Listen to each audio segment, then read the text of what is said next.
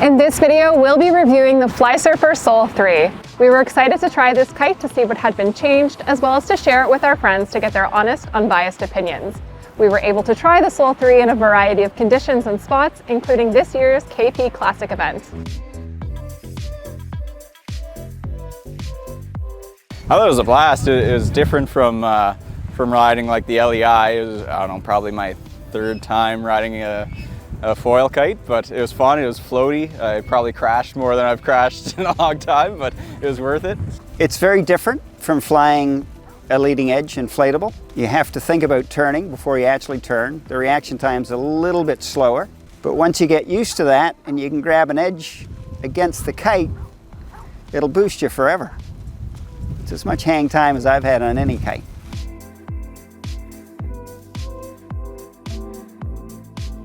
It's a beautiful kite. It's lofty, boosts high, and it flies amazingly. First couple of jumps, I landed on my bum and my back, but the timing is a lot different than an LEI. But after about 15 minutes, I think I had it dialed and I had some big jumps.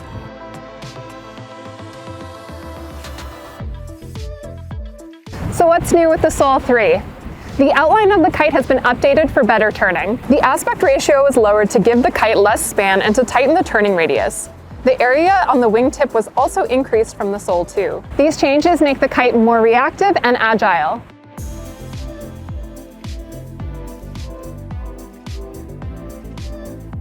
For sure turns quicker than the SOUL2. 10-meter kite, 8-meter, probably about the same.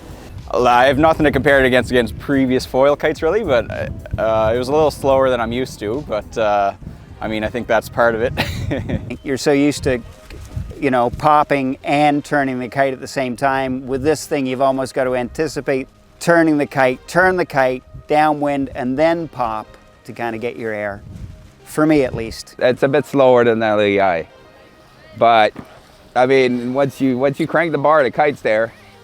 You just got to get used to it.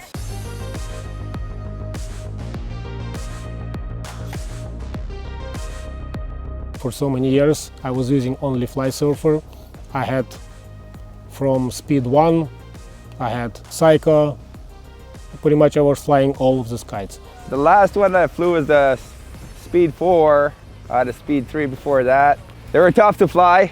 There's way different than this. This is way closer to the LEI. I have a 6-meter SOUL2 that I only exclusively ride foiling. I have SOUL1, 12 meters, and 8 meters and 10 meters, SOUL2.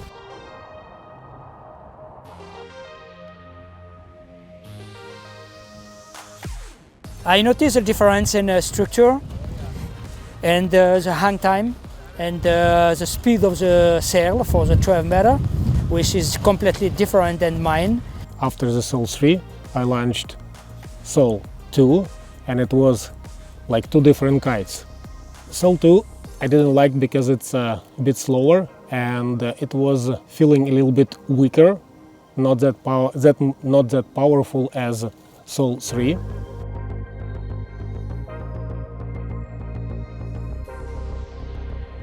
SOUL3 is much better kite than SOUL2. Yeah, it's soft, nice controlling, left, right, loops. It flies better, there is no bar pressure, but still it's a soul, right? The SOUL3 definitely feels more like a foil kite. I feel like it reminds me more of Speed 5 in terms of handling.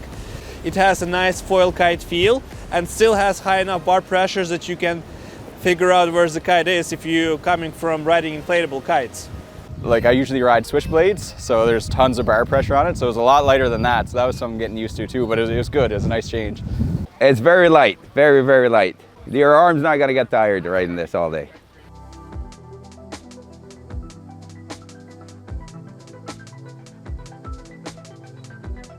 My heli loop or down loop after my jump, it's the second time in my life I did a double. So it swooped around twice and caught me, and I think I fell in at the end of it, but I was so excited that it went around twice and didn't kill myself. No, it was awesome. The lift is incredible. Down looping was fun and fast after landing. It worked great that way. The biggest thing I saw is, I worked my way down through the pack, and in 2 tacks I was above the whole pack. it goes upwind like crazy. Doesn't compare. This thing goes upwind like a bat.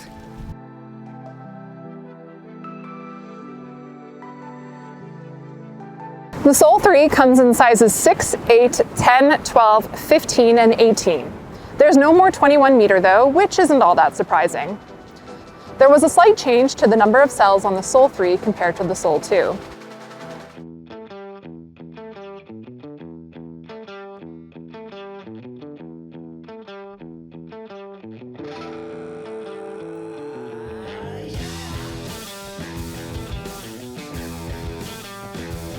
I put it in the water and it was no issue. It came up lickety-split, yeah. I did crash that kite yesterday. I relaunched it without any problem.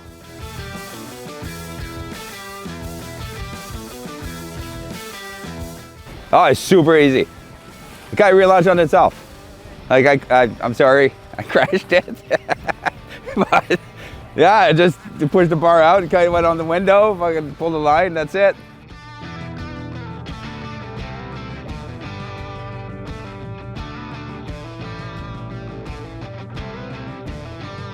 The design of the Soul3 gives a slight nod to the 3rd edition. It's also a nice colorful upgrade to the previous versions of the Soul, and the colors really do pop in the sky. There's more hang time. It's not a direct pull up as you can get with an inflatable, which sometimes you can just go up like an elevator. This is more of a gradual rise, and then you could stay up there and have a cup of tea if you like. But you know, you can't oversheet it. You have to let it out and let it breathe to get that lift. I find my first like back roll transitions, I wasn't getting any lift because I had the bar all the way in. You just need to let it go out and it'll lift you as you're turning around. It's amazing. It's so much floatier than an inflatable, so you have a little bit more time before you hit the water. And Oh yeah, massive. It wouldn't come down. Just gliding like this, it was crazy. I sheeted out all the way, pulled hard, sent it to the top as fast as I could go, and it just lifted me right out of the stratosphere.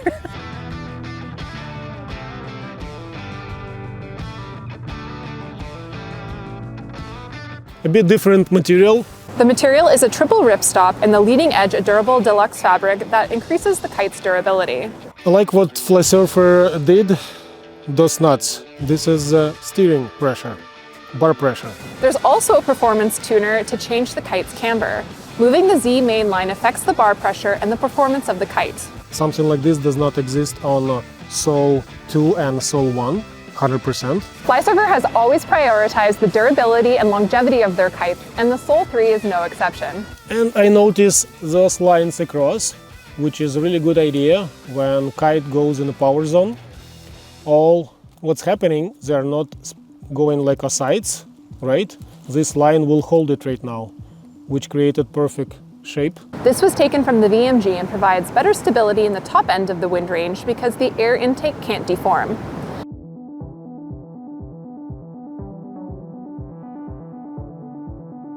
It was stable in the sky. It wasn't moving too much. It was, yeah, once you get your edge, you're going, and the kite just stays there. It's not, you know. And I haven't bow tied it, which I'm amazed with, so which is really good. yeah, it was super stable. I don't think the wind wasn't really gusty today, but I didn't notice any twitching or anything. It was just right where you put it and stayed there, and it was perfect. Compared to Sonic 4, Soul 3 is much more user-friendly. It's much more stable, and it's just a great free-ride kite. At the same time, the Sonic 4 does jump higher, I think. It has a little bit more performance, but it tends to overfly more easy compared to the Soul 3.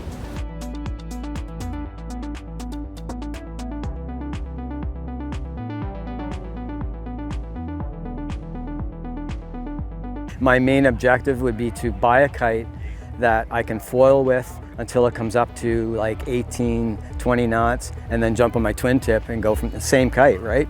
Which would be amazing. So Soul 3 is the way more polished than Soul 2. It's completely different kite. I felt it is like Soul 3, it flies much better. I definitely buy one. No, it was good. I definitely want to give it another shot again. Maybe a bigger kite, get big floats, and Oh, it was a blast. It's a great feeling, these ones, compared to what I had experienced before. It's, it's a big step up. Let us know what you think of the Soul3. Are you excited to try it, or have you already? Drop us a comment below. As always, thank you so much for watching, and we'll see you in the next one.